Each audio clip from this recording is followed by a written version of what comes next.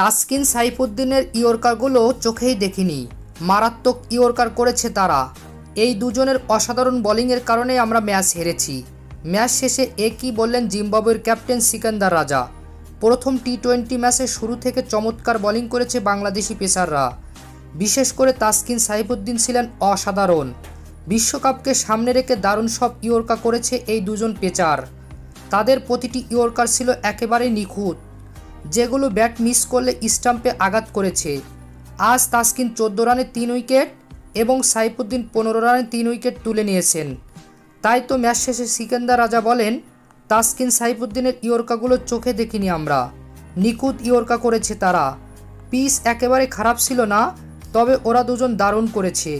আমাদের দুজন ব্যাটসম্যান যখন জুটি ধরেছিল তখন ভালো অবস্থায় ছিলাম আমরা, তবে ওরা দুজন এসে আমাদের সফল হতে দেয়নি। এছাড়া তানজিদ তামিম দারুণ ব্যাটিং করেছে। যদিও তাকে আউট করার কয়েকটি সুযোগ মিস করেছি আমরা, তবে জীবন পেয়ে সে যেভাবে ব্যাটিং করেছে তা সত্যি অসাধারণ। বিশ্বকাপে তারা অনেক ভালো করবে, তাদের ব্যাটিং বোলিং দেখে বোঝা যাচ্ছে। আজ 8 উইকেটের মাধ্যমে সহজ জয় সিরিজে এগিয়ে গেলেন বাংলাদেশ। প্রিয় দর্শক, তাসকিন সাইফুদ্দিনের বল কেমন লাগলো জানিয়ে দিন আমাদের কমেন্ট বক্সে। ধন্যবাদ।